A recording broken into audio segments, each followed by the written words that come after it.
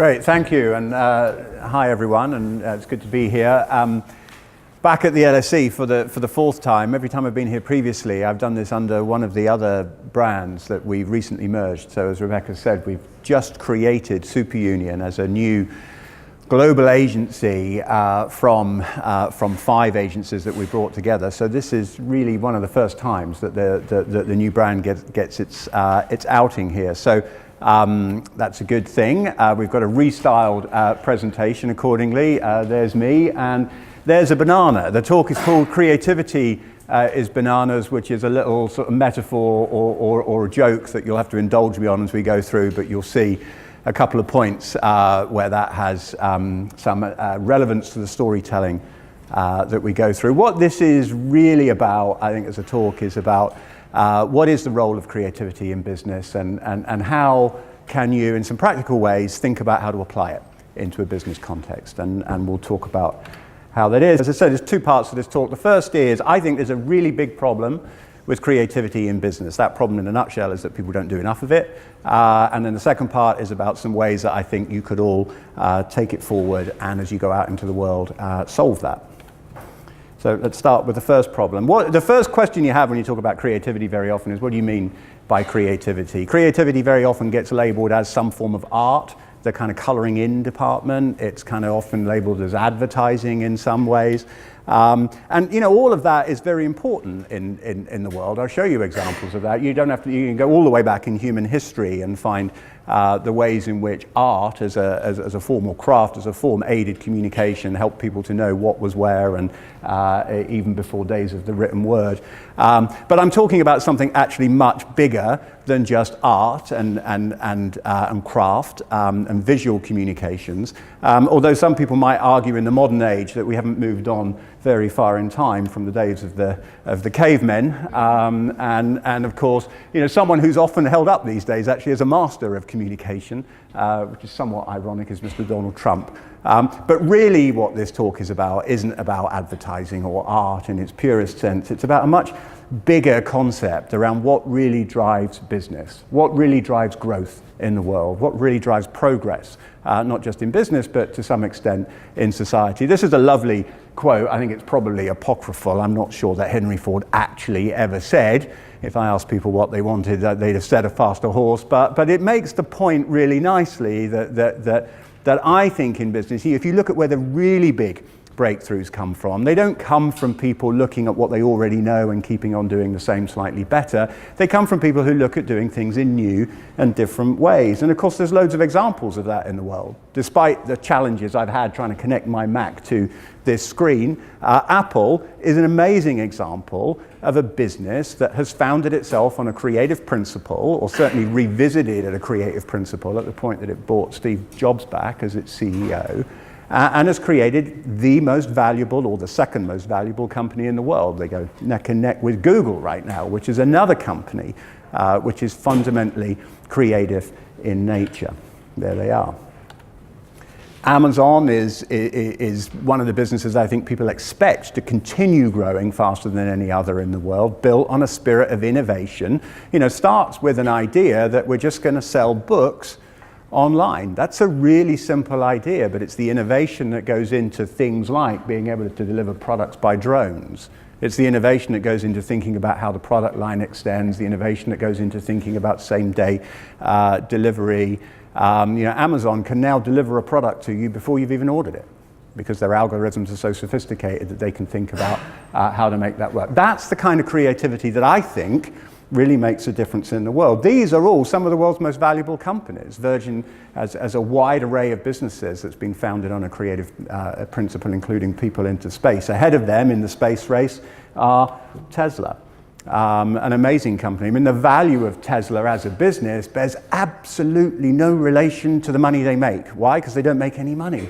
And yet the company is enormously valuable. Why is it so enormously valuable? Because the pioneering spirit of what they do, the innovation, the promise of what comes next with this, and in that business is enormous. I skipped over Airbnb, another example of someone who's come in, completely disrupted a category, found a new way to connect and do things. You know, these are the most valuable companies, or emerging as the most valuable companies in the world, and they're fundamentally creative. So you'd think really that my contention that there's a problem, that there's not enough creativity in business, really isn't an issue at all. Creativity clearly is business success. It drives the world's most successful companies. And everybody knows that, don't they? This is an IBM study that's now quite old, from 2010. They went out, they spoke to thousands, I think, of CEOs around the world and said, what are the most important things when it comes to driving your business forward? And they all said, oh, it's creativity. Creativity is the most crucial factor in driving success for business. IBM, which in many ways is a great brand, and I've talked about them a little later in this talk, but not necessarily the organization you would expect to find that. They're much more an organization actually that delivers kind of process and systems type improvement. But they found creativity is the most important factor in driving future success for organizations. They did this study shortly after we had done a very similar study, so I claim that they stole my idea, but I don't know if that's true or not. However, we had a more in-depth set of data that we looked at there. So we went out and we spoke to people in the UK and we said, what is important and what drives your business? And 96% of all the people, 96%, so out of 300 people, you know, that really only leaves you, what, like 12 of them that didn't think that creativity was important to business strategy. More than half of them think it's essential.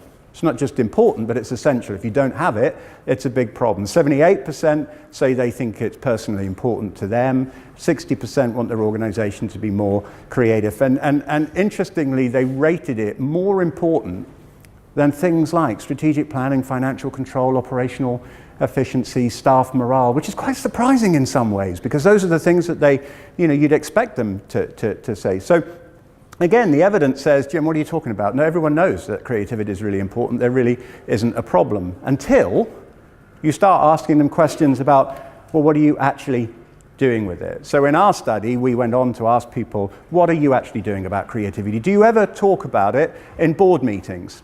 9 out of 10 companies never talk about creativity in board or executive meetings. In 4 out of 10 companies, no one's even responsible for it.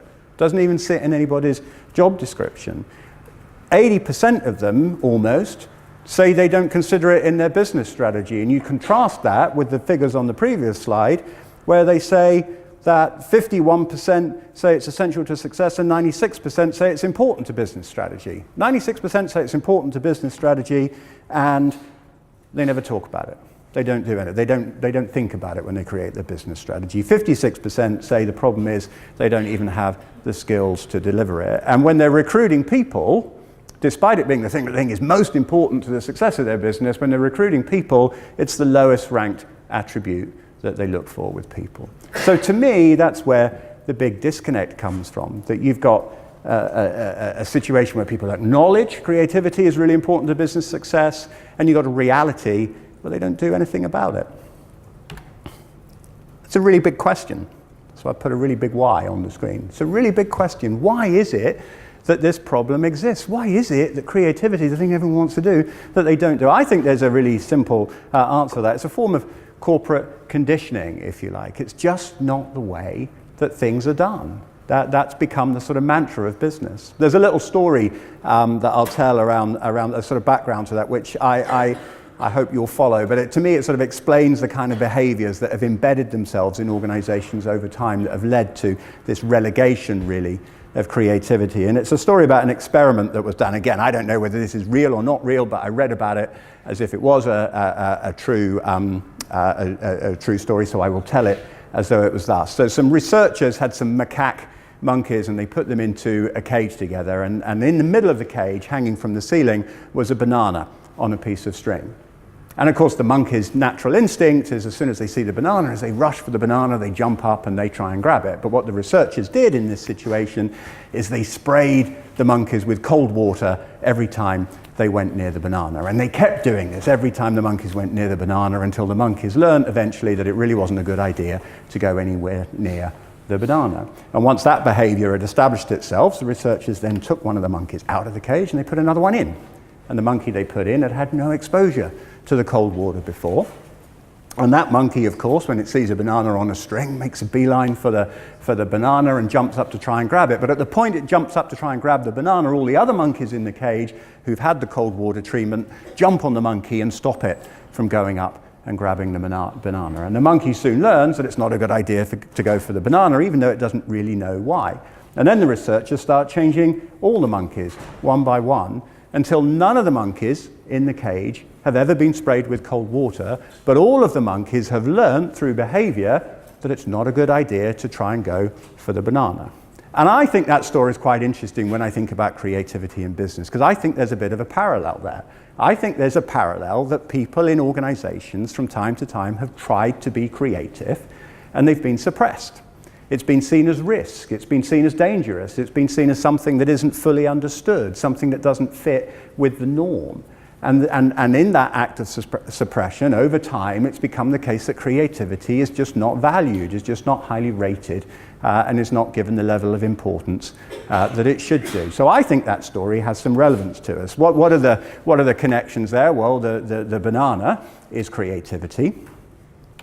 The monkeys are corporate leaders. They're CEOs and CXOs, and they're people in senior levels of the organization. And some of the blame has to be put neither on the monkeys nor necessarily on the banana, but actually on the researchers who spray them with cold water, who in lots of cases are people like shareholders or the banks or the sources of capital who are resistant to any kind of risk, and to some extent to business schools other than the LSE who train their people in every act of management but never even think about creativity. They want to create the Jeff Bezos of the future, and yet they don't train people to think in that way. They teach them the kind of rudiments of financial planning and strategic planning in a much more mundane way. So for me, this is a good analogy for the problem that we've had in creativity. There is, though, I think another dimension to it. As someone who runs a fundamentally creative business, there's a problem with creative people too in the way that they work in organizations. It's a form of Stockholm syndrome. Stockholm syndrome was a term coined by a psychologist in the 1960s after a bank heist in Stockholm, and a number of people were taken hostage during the crisis and held for some period of time while they waited for the situation to resolve. And at the end of the siege, when the hostages were released, a number of them expressed to the police that their captors had actually treated them quite kindly. He'd been quite nice to them, and they actually asked for the hostage takers to be treated with mercy and not to be punished too much, because they'd actually been quite nice people. And the psychologist who studied this coined the term Stockholm syndrome to describe a situation where people mistake an act of kindness, or mistake a lack of abuse for an act of kindness. And I think that happens too with creativity in business. Creative people are not very good at standing up and saying, this is really what we need to go and drive within our business. This is what we believe. This is the difference we can make. They kind of hide in the shadows somewhere in a basement room. If nobody shouts at them too much, then they stay quiet and they get on with it. So I think there's a little bit of fault on both sides. Corporate leaders, shareholders, stakeholders aren't supporting creativity, and creative people aren't standing up enough to do it. So that's part one of this talk, the problem with creativity. The most important thing in business is the thing that systematically gets ignored. And I think that's something we have to address. There are very few examples, actually, of businesses like Google and Amazon and Tesla and so forth who really break through. The vast majority of businesses admire those companies, but then operate completely unlike them. One of the questions I get asked the most as a brand consultant to big businesses is how can you make me more like Apple? And my answer is always, well, in order to do that, you're going to have to behave more like Apple, and you're a long way short of that right now. So, hence part two of this talk, which is 5 ways in which I think creativity could take more control. And the idea behind these are thought starters. They're little things that I hope you might see. You might see some ways to say, hey, when I go out into the world, when I'm in business, these are the kind of things that I'd like to see if I can implement in some way, shape or form. So way number one for creativity to take control is you've got to have an idea behind what you do. There are too many organizations that are founded on strategy or principles that are just too wishy-washy. They don't have a point of view. They don't have a distinction about them. This is a typical kind of strategy chart that you see in an organization. It's difficult to read. It's got too much text on it. No one really cares. You know what? I've worked in business for 30 odd years now. I don't think anyone reads this stuff. Honestly, organizations churn it out constantly. I don't think anyone reads it. It lands on people's desks. They look at it. They look. This is not an idea. You may need this in order to plan your way through an organization, to drive specific tactics, almost more than strategy. But this, for me, is not the basis of how you build a creative business, for sure. An idea is more like this. Coca-Cola orientate all of their activities around the idea of happiness. Open happiness is the idea that Coca-Cola work behind. That drives their product strategy, their distribution strategy, their marketing strategy, their innovation strategy. It's the idea that Coca-Cola is about sharing happiness in the world, about having a good time. It drives little tactical things they do, but it drives big strategic things that they do. It's simple. It's something everyone can align behind. Coca-Cola as a business has no right to be successful. There are a lot of reasons why Coca-Cola could be deemed a bad product in the world today, but they have been pretty masterful over the years at orientating their business around an idea that transcends the product. They may be losing their way a little bit, if in my opinion now. They seem to have diluted that idea a little bit. But that's one good example for me. IBM, I mentioned earlier on, IBM is a very dry business. IBM sells technology solutions, and a lot of the time it doesn't even really sell technology. It just sells people who can implement technology solutions that take an age to get them to work properly. So they're really just tinkering back in back rooms as IT people. It's not a very exciting business until you orientate it around an idea that's much bigger than that. How do we build a smarter planet? How do we use data? How do we use technology to improve the way that society functions, not just the way that business functions? And then how do you create a whole personality around that makes a technology and consulting business feel fundamentally fresher, more exciting, younger and more dynamic? It's a lovely way to do that. IBM, I think, did a masterful job of transforming the professional services category, which was previously unused to this kind of approach. I'm always fascinated by why people spend many thousands of pounds on expensive watches when really all they need something to do is to tell the time. Do you really need a watch that can go to 30 fathoms under the sea? Or do you really need a watch that if your plane crashes into the side of a mountainside, you can unscrew a bezel and pull out a cord and it can send an emergency message to get a helicopter to come and pick you up? Do you really need that? No, of course you don't need that. You just need a watch to tell the time. But what you really need, though, is a narrative that sits behind that. You need a reason, you need a justification for that. You need to feel good about the fact that you've invested in something that has value, that has utility. And I think the watch brands are amazing at how they do that. Lovely little stories that people don't even really think about why those stories are there or what role they play in their lives.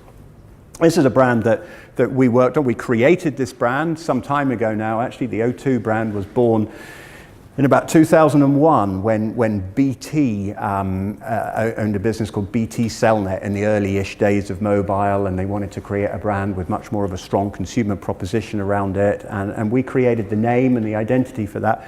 It was born out of the insight that your mobile phone is essential to life. There was some data then, which is pretty much still true today, almost with the same degree of accuracy. If you lose your wallet or your purse, on average, it takes people about 5 hours to realize that they've lost their wallet or their purse. If you lose your mobile phone, you know about it within about 13 minutes, probably in your case about 2 seconds.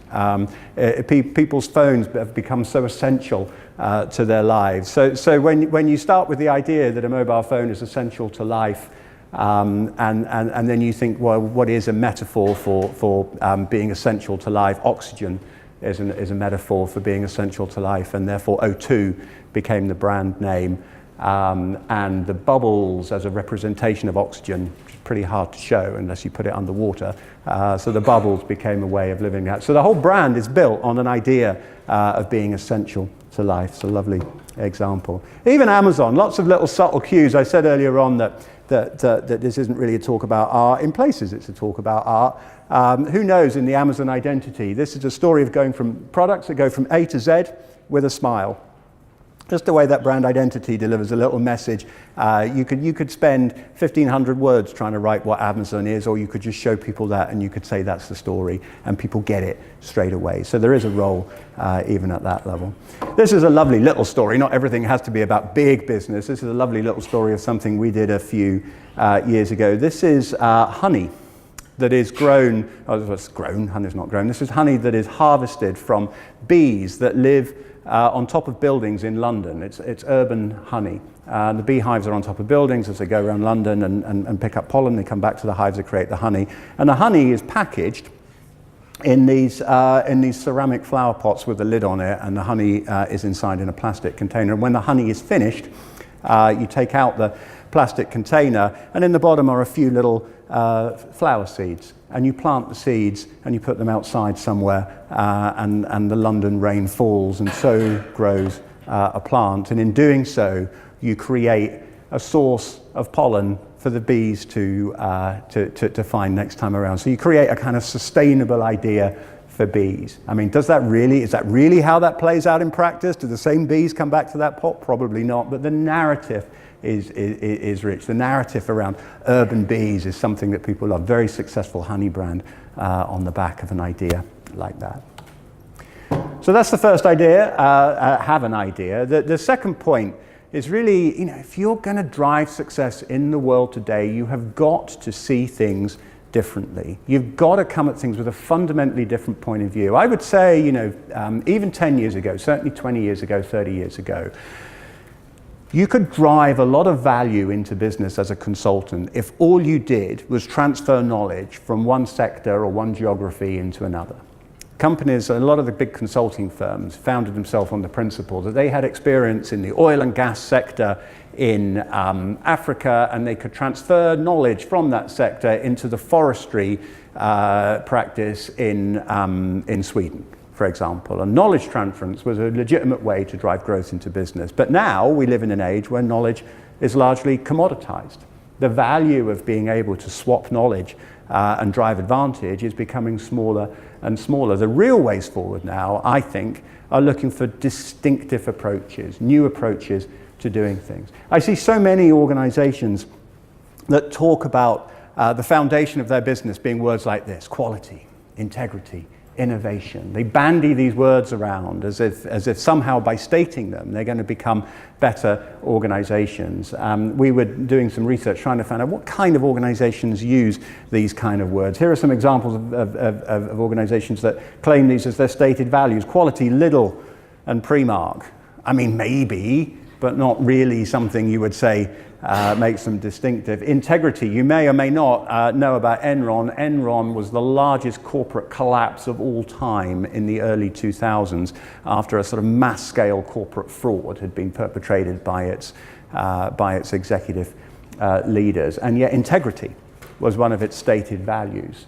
It was only a couple of years ago that VW Group was embroiled in a huge scandal after it had been caught falsifying or at least putting cheats into the emissions testing process for its diesel cars. Volkswagen Group also has integrity as one of its stated core values. And innovation, this one drives me a bit crazy sometimes. Yeah, what has innovation got to do with hula hoops or Northumberland County Council? I don't know. The point for me is not that it's wrong to believe in those things. The point for me is if you try and orientate your business around generic values, generic words, generic ideas, I don't think it really helps you. It might make you feel good, but I don't think it's going to make your business more successful. I think what you've really got to be doing is thinking a much more disruptive way. I mentioned Airbnb earlier on. Airbnb came into a market that didn't exist. They made a market. Twitter came into existence for something that nobody thought they needed. I remember working with a client around the time that Twitter launched who were actually embarking on a very similar kind of mission to Twitter. And as I was working with the client, I was thinking, why does anybody want to talk about what they're doing in real time in 140 characters? And yet for all of whatever Twitter's current status is, hugely successful business, certainly for a very long period of time. It's easy to forget Facebook. It's only 10 years old. It's not like these are businesses that have been around for 100 years, like Ford or Shell. These are companies that have disrupted and become huge giants in a very short period of time. What are some of the ways you can do that? This is one of my favorite stories of how brands can think laterally about how they deliver themselves. I hope many of you are familiar with the Michelin restaurant guide, Michelin stars at restaurants. There's a great clamour among chefs to get a Michelin star or 2 stars or 3 stars being the ultimate accolade. Not many people really know the origins of that guide. In the 1920s, the Michelin tire company was desperate to sell more tires. They were struggling a little bit, needed to sell more tires. In those days, rubber compounds in tires wore out pretty quickly. So the best way to get people to buy more tires was to get them to drive more. So they created the Michelin restaurant guide as a way to try and get people to drive more. A 1-star restaurant was defined as a restaurant that if you were on a trip, this was a restaurant worth stopping at. A 2-star restaurant was defined as one that if you were on a trip, it was worth taking a detour to go to this restaurant. And a 3-star restaurant was defined as one that it was worth making a special trip just to visit that restaurant. And that classification of Michelin stars and restaurants still survives today. So in the guide, they still have those definitions, even though the utility of that guide and its connection back to the Michelin tire company is almost forgotten by most people. Most people assume they're separate things or it's a sponsorship deal. But it was a cynical commercial ploy by Michelin to sell more tires in the 1920s. So a lovely example, I think, of how thinking laterally can help you from a business perspective, and in the process, create something else of value to the world. People would advertise exhibitions of old master paintings at galleries such as the National Gallery. They would take a picture of a painting and they'd put it on a poster and they'd put the name of the artist on there, and then they'd wonder why people didn't go to the gallery. And people didn't go to the gallery because they thought, well, I don't like old master paintings, so why would I bother going to that? And actually a picture of an old master painting isn't even as good as the actual old master painting. So it did nothing to convince anybody. So we had a brief to get more people to think again about how they would, about going to galleries and engaging with old master paintings. So we said, well, if people have a preconception about not liking old master paintings, there's no point showing them. Why don't we do something else instead? Why don't we describe the paintings? Why don't we use words to do that? So there was an exhibition of Rubens' work that happened at the time. It was Rubens' early work, which is actually quite brave, quite gory in places. The paintings like the Massacre of the Innocents, in which there's a lot of action happening, and that's what's described on this piece on the right here. An infant is torn limb from limb, the dirty floor is strewn with lifeless bodies, a mother screams. It's an epic scene of dark and terrible beauty. That did more to convince people that they wanted to go and see that painting than any reproduction of that painting could ever have done. So a whole campaign built on words instead of pictures in order to promote something that's fundamentally about pictures. What it led to subsequently was an idea. We took 44 life-size replicas of paintings from the gallery and put them out around the streets of London, which was another sort of inverted piece of thinking. The brief we were given was, how do we get more people to come to the gallery? And the response we chose was to say, well, if we can't get people to come to the gallery, let's take the gallery to the people. This was the single most awarded piece of creative work that we've ever done, actually, in our history. The 44 paintings were in Covent Garden and Soho. There were downloadable audio tours you could take and different guides that you could do. Art critics loved it. The paintings were all reproduced on weatherproof canvases, but in super high resolution. People were stealing them or attempting to steal them. It was a really lovely idea, and again, changed people's appreciation of art that they otherwise might never have seen. This is a lovely story. I never knew there was such a thing as banana juice, but there is in the world. There's such a thing as banana juice. If you're designing packaging for banana juice, you could have it look like that, or you could have it look like that. You know, just sometimes you just do the obvious thing, but do it bravely, do it confidently, do it a little bit differently. And if you're in the market for banana juice, I'm sure you're going to pick that one over the previous one.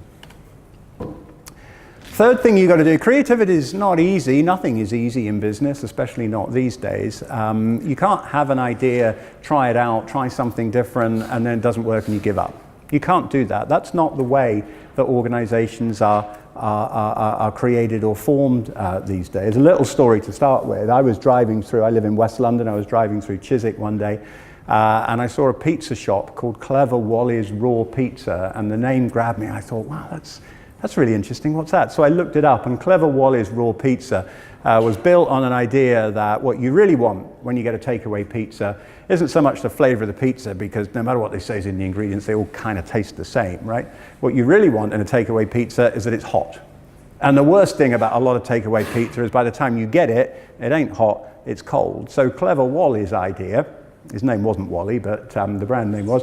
Clever Wally's idea was that the pizza would be made up to a professional standard in terms of the dough and the ingredients. It would be delivered to your house raw, and when you place the order, you turn your oven on to 230 degrees C or whatever it is. You put it in the oven, it only takes like 5 minutes or so to cook, and then you take out a perfectly hot, professionally made pizza, and I think that's a really lovely idea. The problem with Clever Wally's Raw Pizza is I thought it was a really good idea, but I don't think that many other people at the time thought it was, because it wasn't very many months later when I drove past and the shop was closed. And I thought, oh, it's really disappointing, because I loved that idea. I thought it was really good. Funnily enough, a year ago, we got a phone call in our office from a guy saying, well, I founded a business some years ago called Clever Wally's Raw Pizza, and it didn't really work, but now I think the time's right to try it again, and I need some help with the branding.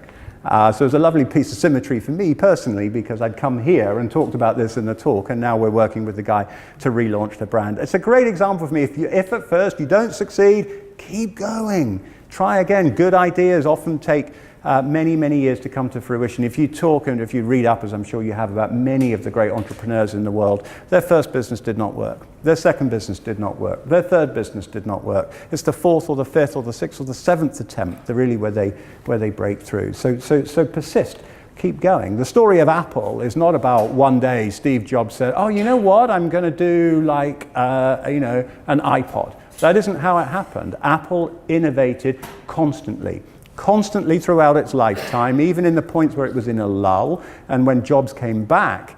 And I think there was a period around the birth of the iMac in about sort of 97 or 98 that led into the iPod, that led into the iPhone, that really makes Apple. But it's Apple's ability to continuously innovate and reinvent itself that makes it the most valuable company in the world. It's not one product, it's not one thing, it's not one idea. Google is the same. Google's a really simple business. It's a search algorithm. I mean, you could stop there and that would be it. But Google's ability to constantly be rethinking not just how it presents itself, but what its services are, the wide array of innovations that they pursue in Palo Alto and elsewhere now is so broad. That's what drives their success, and that's what makes them, alongside Apple, a very valuable company.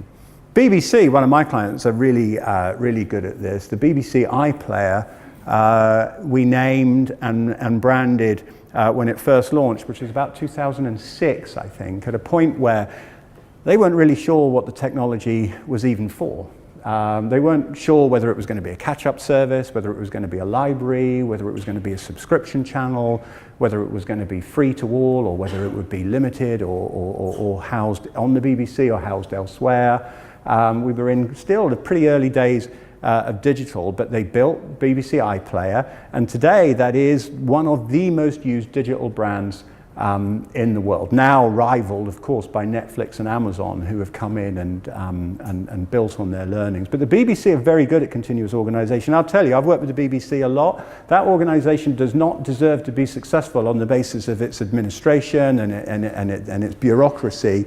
It makes itself successful because it continuously innovates, continuously looks to do new things. We worked with them last year on a new kind of interactive video content format that allows you to surf video content in pretty much the same way that you would surf other content on the web. So you can stop films halfway through, go off into other films, little bits of content, all kind of interacting with each other. It's very interesting and inspiring. The BBC is constantly, I would say, about 2 steps ahead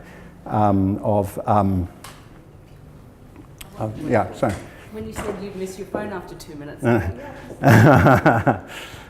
So BBC, another example of an organisation that's continuously innovating. Another of my clients I've worked with for 10 years, Deloitte. Deloitte, a little bit like IBM, not an organisation you'd necessarily think of as being one of the most successful in the world, most creative in the world, but become one of the most successful in the world because of the constant innovation that they've put behind their business. I think we've worked with them on more than 500 different projects that have been everything from how they show up at Davos and the World Economic Forum through to creating apps and interactive experiences, through to the branding and the advertising and the communication of their business. Another very creative organization. There's a film I want to show you which I like, which is one of the favorite bits of work we've done for them, which is actually about how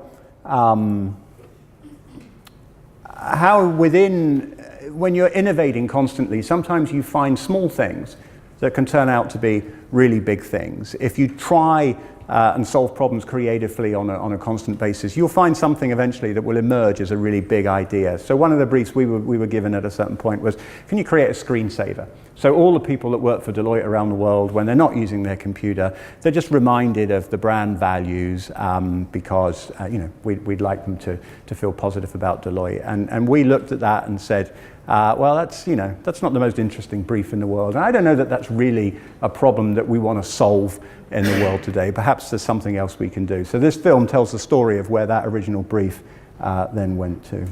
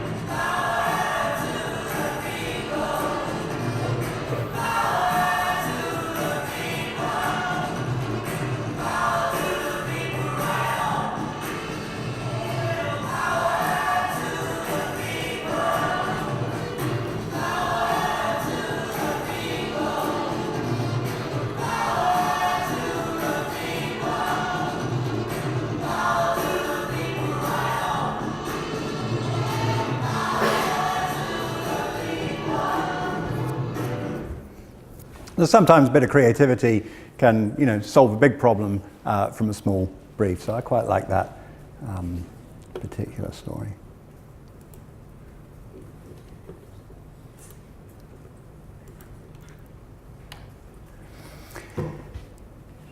So the fourth tip I'd give you in how to be more creative is you got to think like a person. Business has evolved a little bit like my monkey story. Business has evolved to behave in a certain way because it thinks it ought to. What I think gets forgotten a lot in organizations is that the purpose of business is no more, no less than to serve society. The nature of business is really just a group of people.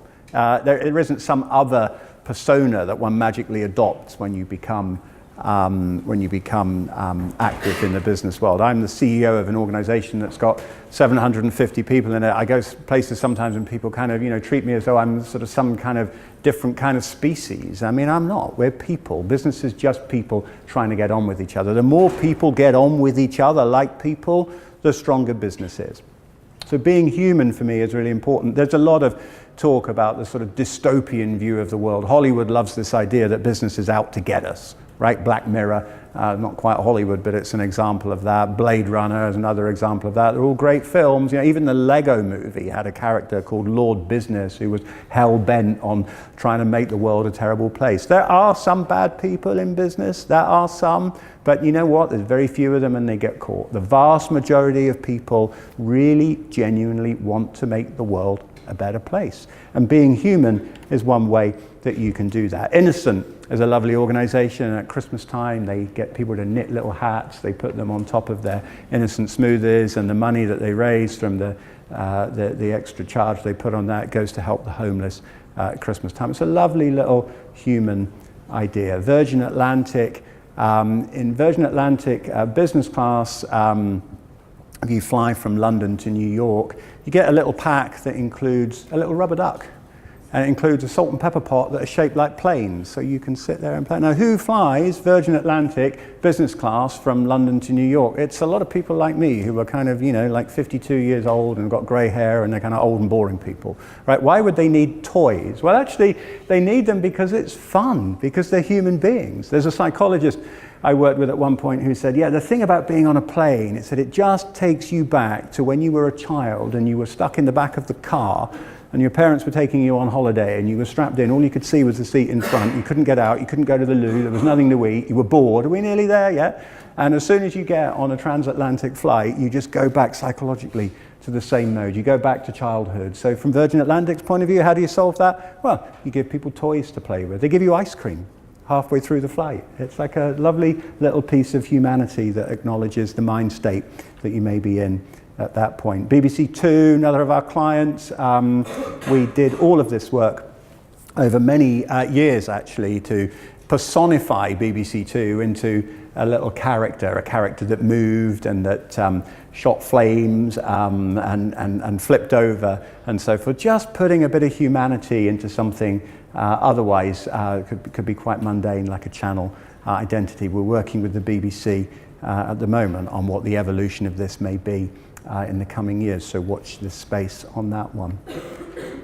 Here's another example on a film of some work we've done very recently with the London Symphony Orchestra. Rather like the National Gallery, a lot of people have this view that symphony orchestras are a little dull, a little uninteresting. So we wanted to find a way to sort of bring to life a little bit more, in a very digital sense, how a symphony orchestra might project itself.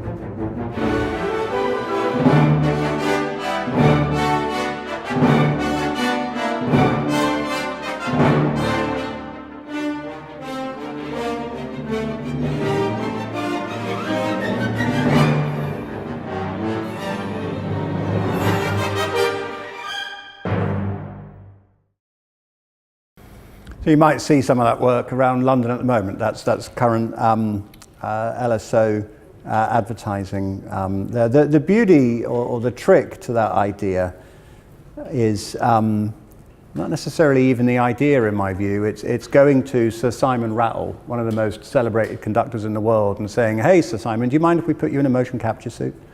And most people wouldn't even ask that question. And he was so enthusiastic to do it. He loved every minute of doing it. But today is a great example, right? That it's snowing, the weather's terrible, there's frozen points here and there, there's train cancellations, there's this, that, and the other. The history of Network Rail, who run the rail infrastructure in this country, is, they'd be doing some essential works and they would put up a sign, rather like the one on the left there, that says, "We apologize for the inconvenience during these essential works." And it just makes you angry, because, well, why is it essential? And what are you doing anyway? And why today?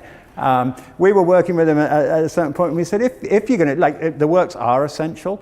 Actually, the UK has the most complicated railway system pretty much in the entire world.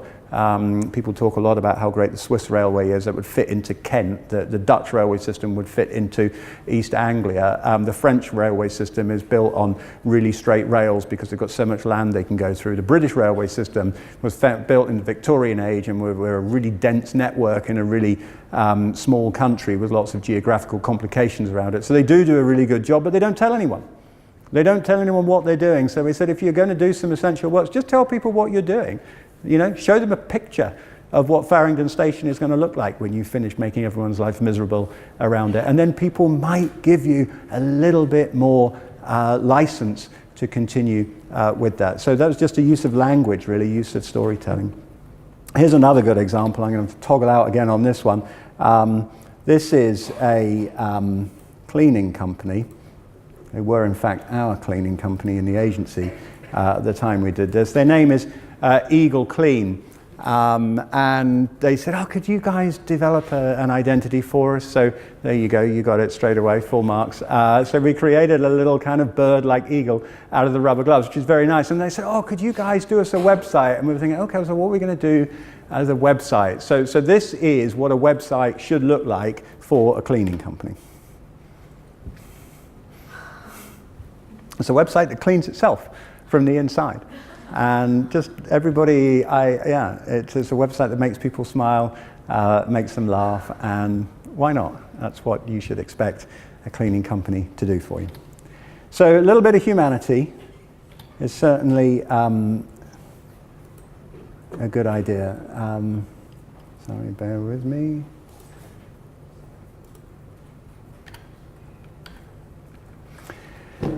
So that's the fourth. The final point in this talk is if you're going to do something, you've got to be brave. You've got to make sure that what you do gets heard. There's no point, back to Stockholm Syndrome, there's no point being creative and then kind of hiding it somewhere and being unambitious in how you do it. And it's tough to do that because we live in a world in which one way for people to get noticed is to spend an enormous amount of money. I mean, this data is actually probably a little bit out of date now, but it wouldn't be out by too many orders of magnitude. Procter & Gamble spend $12 billion a year on advertising, on media, on buying media around the world. Unilever, 88. You can see the numbers on the screen. So $2-3 billion in order to get their voice heard. So it's very hard for companies to compete often against that, to get any kind of share of voice. But the more creative you are, the more that's possible. Look at little old Red Bull. I mean, Red Bull is another of those companies that really by itself doesn't have much of a right to exist and be successful, but their approach to creativity is phenomenal. Whatever you think of the product, it's phenomenal. Okay, this is an extreme example. Felix Baumgartner goes up to the edge of space in a helium balloon and jumps out. And it's live streamed to the world. And nobody knows if it's going to work. That's being creative. That's taking a risk, taking a huge chance. Perhaps too much of a chance in some people's eyes. There's sponsorship of extreme sports athletes around the world doesn't go without its bad moments, for sure. But they're a great example of an organization that's chosen to think creatively about how they can drive presence for themselves in the world. You may remember a few years ago, you remember the Ice Bucket Challenge? You guys remember that? The Ice Bucket Challenge went around a few years ago. This was a global phenomenon for the ALS Foundation in the US. This idea cost nothing to conceive and to implement, and yet it became a global phenomenon. It raised millions and millions of dollars for the ALS charity, to the point where they didn't know what to do with the money. They had too much money to be able to use. I mean, by the way, a lot of charities have that issue. Fundraising is not necessarily their problem these days, but you know, great ideas don't have to cost any money in order to successfully deliver. Here's a brand we created for the Invictus Games. You may have seen this brand. This is injured service people who get together for a kind of, I suppose, like a mini Olympics. Prince Harry is its lead sponsor. We created the brand identity for this using the words "I am" that came out of the name Invictus Games. If you can see on the podium that Harry's standing at, how the I and the am align there, which are the final lines of a poem that says, "I am the master of my soul." That's a poem called Invictus. So a lovely piece of, a lovely spot really there by one of our designers, but who created a brand that gives prominence to an organization that does a tremendous amount of good in the world, and a lovely story. And then another short film about some work we did with a client of ours. If you're familiar in the UK with Argos, give me a moment. Argos is a retailer that, when I was a kid growing up, Argos was a very idiosyncratic, funny old place. It was called, you'd go into an Argos store and you go through a catalogue, and you choose your product from a catalogue, and then you fill in a little ticket, and you go up to a desk and you hand over the ticket, and then they go and get it from some strange kind of warehouse at the back, but you're never quite sure what's going on there. And the book was, they describe internally as the laminated book of dreams, which all sounds quite seedy if you ask me, but it's a business that was really struggling to find its identity in the digital age and the new retail age. And we took them through a whole program of brand rejuvenation, changed the stores, changed the whole digital presence, changed many aspects of their communication. You may have seen their advertising on the TV, which is all something we've developed in partnership with another advertising agency. But they came to a certain point and they said, we've got this range of products that we call simple value, and it is basically how you can buy anything you really need for the home, like, you know, some scales to weigh yourself, or a doorbell, or a toaster, or maybe a microwave, but it's the cheapest possible product that you could get. So it's the cheapest way to get one of those things. May not be the best quality in the world, of course, but it's the cheapest possible way to do it. The problem is, people kind of look at it and they kind of turn their nose up and they think, oh, I'm not going to buy that because it's probably not going to work. So how can you give that a personality and a character that lifts it up above what it is as being just a simple, basic product? So here was our solution to that particular brief.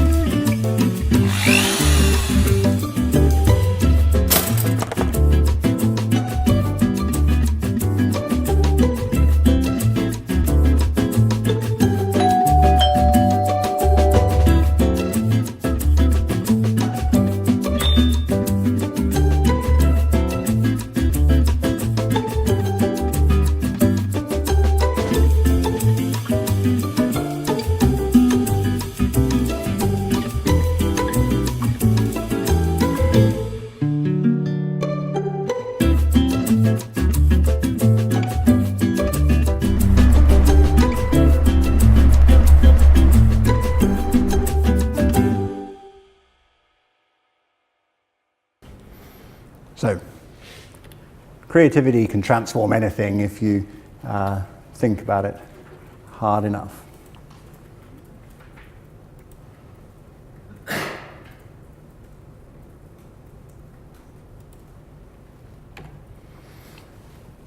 So those are the my 5 tips for how creativity can take control. Make sure you have an idea at the heart of what you do. Whatever you do, do things differently. Don't just follow the same, the routine ways of doing things. Keep going, persist, don't give up. Think, act, talk, speak, interrelate with people as a human being, not as a robot. Even in the days of AI, there's more and more value rather than less in being human. And make yourself heard.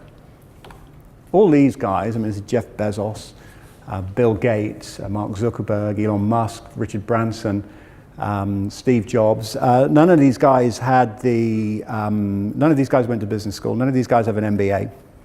They've probably all had numerous qualifications bestowed on them by universities around the world by virtue of the achievements they did in business. But these, to me, are all people who have thought creatively about how to drive business. They didn't start life as business people.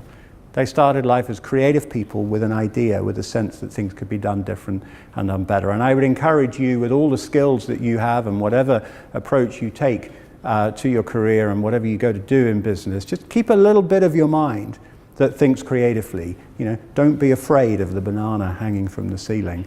There's no cold water anymore. I think we now live in an age where creativity is in more demand than it has ever been. For me, creativity is the primary driver, now and in future, of real business success. Thank you.